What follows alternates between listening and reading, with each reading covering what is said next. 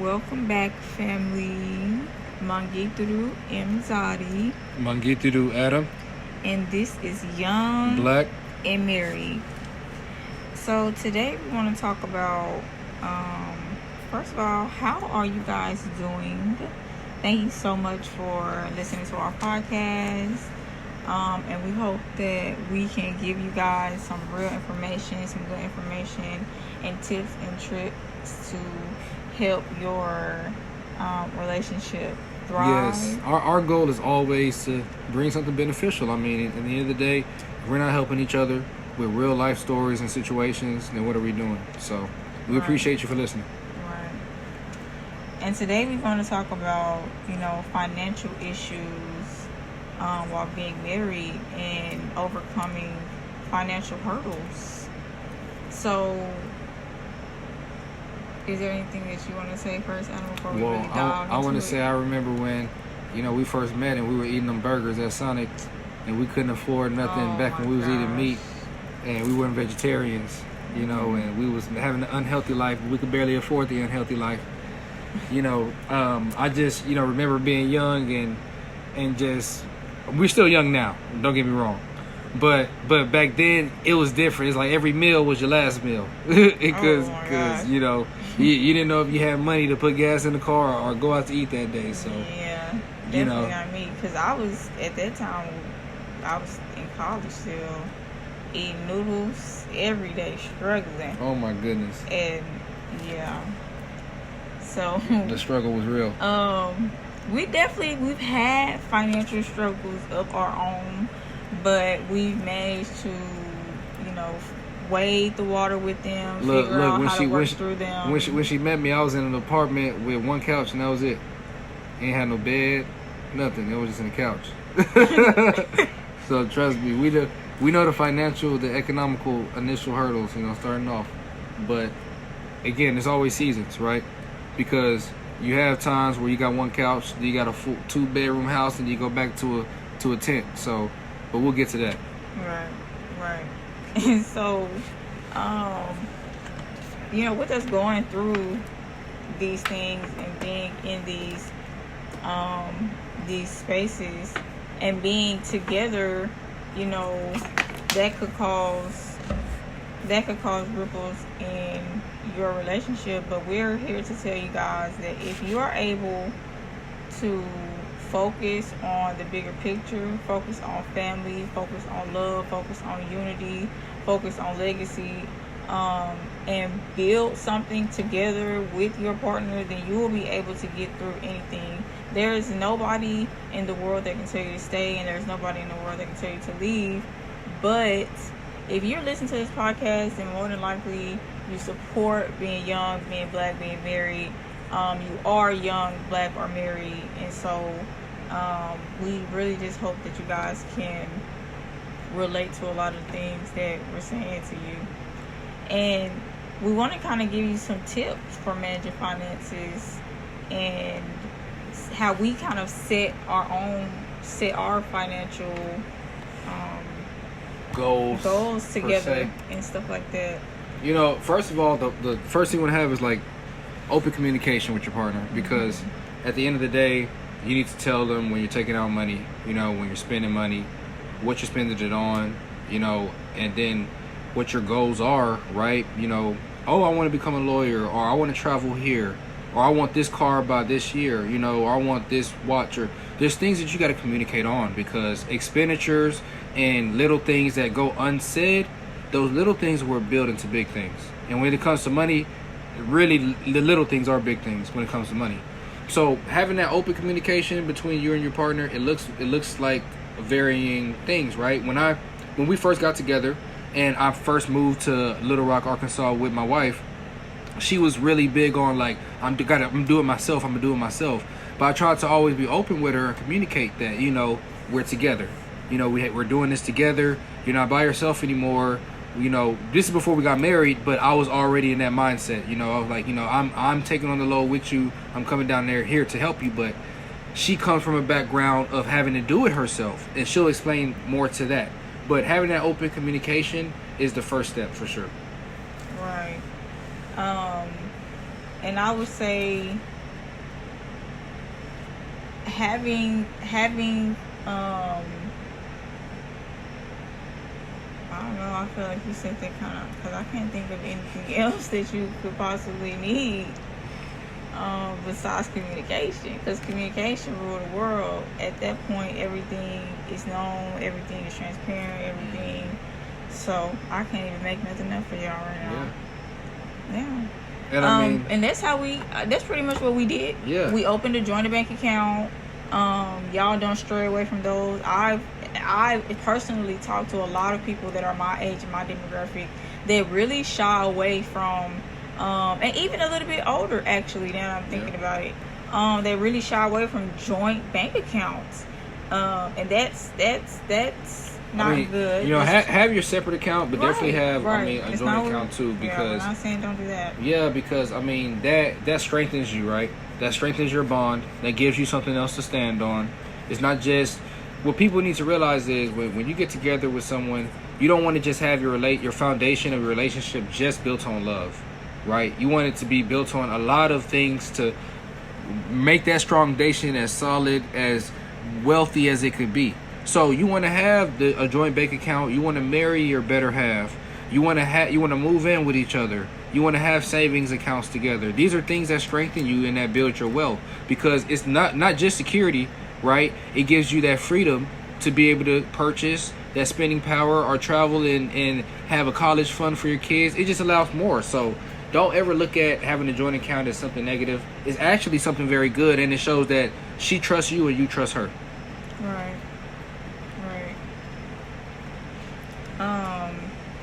Oh my goodness. Yeah. Before we move past this part, financial roles. Mm-hmm. Right? This is a big one, because nowadays we got this big movement where some men and women think that they should be the one to pay this bill or that bill, or this person should be making this amount and that amount. But we know nowadays in a lot of fields women are making more than men, and the bills are completely being upset by the inflation and everything like that. So that's a big thing when you're coming into a relationship. And this kind of goes even before y'all get so deep as to moving together, right? Y'all having discussions about who y'all are, the house y'all grew up in, how y'all parents dealt with finances and bills, who were the parents in the household. You can kind of get a feel for that with somebody.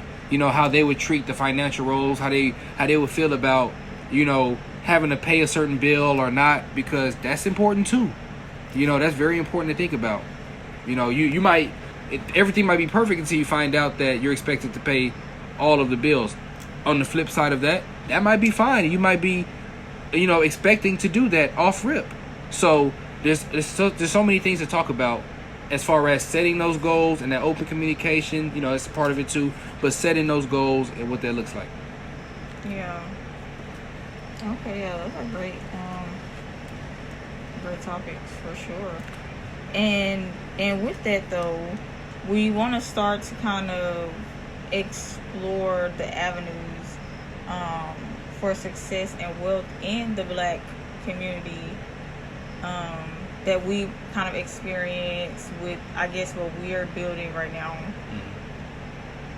Yeah. I'll let you speak on that one first. What you think about it? Well, I feel like with us, we've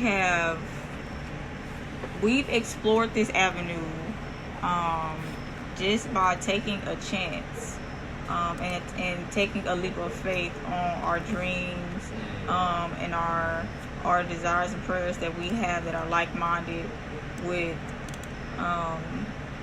us moving from a bad situation into the tent, and a horrible situation, and then from moving from the tent into the tiny house shed. Now that was going down that avenue of success because it helped us to become independent financially. It helped us to become independent. We were already independent just spiritually. We were already independent as a couple, as far as nobody could come in between us and our marriage.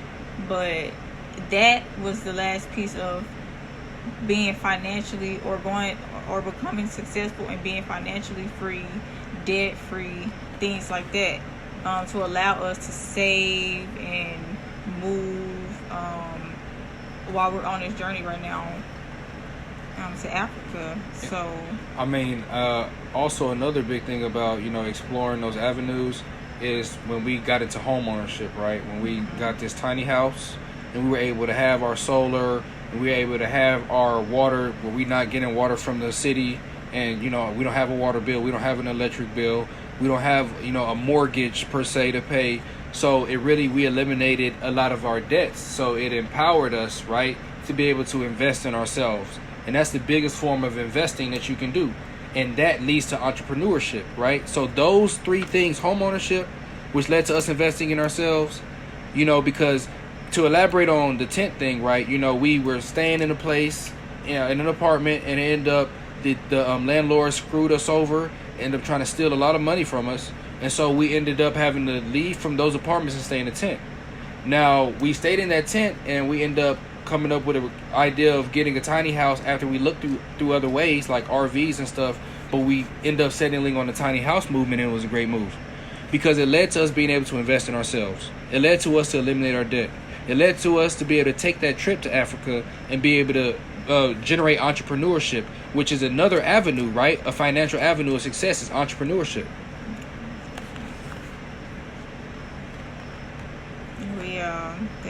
I definitely can agree 100% with that. So, I mean, and that's where I would say us coming together and working together towards a common goal for years. And we're not telling you guys that this is something, that you can implement and you'll just start seeing success financially tomorrow. But it's something that you have to instill into your everyday, your mindset, your future plans. Like, you have to really think a little bit longer down the line so that you can stay focused. Yeah. And you can stay together and you can stay unified, because you're going to argue, you're going to fight. That's the closest person to you, and stress is real. You got to think about it. The majority of marriages and relationships break up because of money. Mm-hmm. So if you're able to overcome your financial hurdles in a relationship, that's the biggest hurdle that you can overcome. Right. That is the biggest thing that you can get over in a relationship. If you can get over some type of economic, some type of monetary struggle, the bill, you're low on the bill, or, you're really low on gas, or when you get over those struggles, the tire went out. Now you got to scramble how to get the money to get two new tires. These are situations that we've lived through, guys. These are situations that we can tell you from our blood, sweat, and tears that when you get over that, it really builds a bond. That's another thing that adds that scale on your back that strengthens y'all to be together. So, you can't, what I can always tell my wife, you have to look at positive and negative situations and take the good from it and learn. Because in any situation, there's something to learn from it. And when we learn from that situation, we just become better. So even from bad situations, we become better. Even though it doesn't seem like it, may seem like the worst at the time. But you just got to take it in stride, as they say. But yeah, it's all about overcoming those hurdles and sticking together.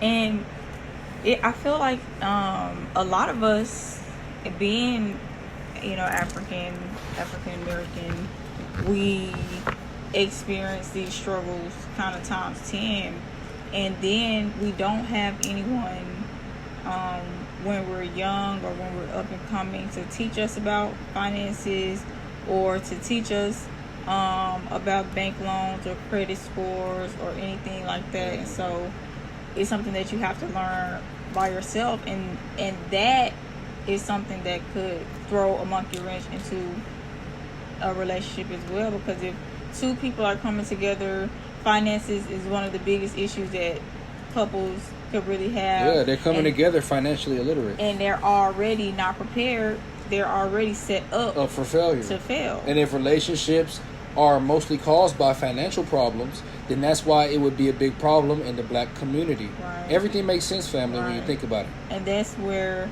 it's important for us young black mothers to turn around and financially educate our children Because we have 2 young girls right now that are living and seeing that, hey, you know, mommy and daddy make money, but they're at home all day, every day with us. So it's a completely different mindset that you're giving your kids, and it's probably the best thing that I could have ever wished to give to my children. Yes, most certainly. That if you're leaving a legacy, any type of legacy for your children, that's the overarching goal. It doesn't matter what business you get into. If you're able to leave a legacy through that business, and 9 times out of 10, that's one you own. If you're able to leave a legacy through that business, that's the goal. That's the end goal. Because when you're gone, when you're on your deathbed, you want to be able to smile and know that you're going with peace. You're not going with calamity and stress in your family. That's how you end up one of those spirits that stay behind. But anyway, you know, we definitely want to have that in your mind, you know, overcoming those financial hurdles, overcoming those financial struggles, and instilling that in the next generation. Because that's one of the most important things that we can do as a black culture, as a black family, and to keep our relationships together. Right. So, you know, from this episode, I think that we can take away, you know, unity within your marriage. Communication is key, which is something that everybody knows. And if you want to be together, you will be together. And we love you guys so much for listening to us. Yes, please like, comment, and subscribe. Right. We're going to create, you know, eventually a community for us, you know, our young black and married family. And we can't wait to see you there one day. You know, it's coming. You know it's coming. You know, we're growing. We're going to grow with you. We just need you guys. We need your support. You know, we appreciate everything that you do. And we want to see you in the comments. And whatever ideas you have and you want us to talk about, feel free to please put that in there because we want to hear it. Right. All right, you guys. Bye. Bye.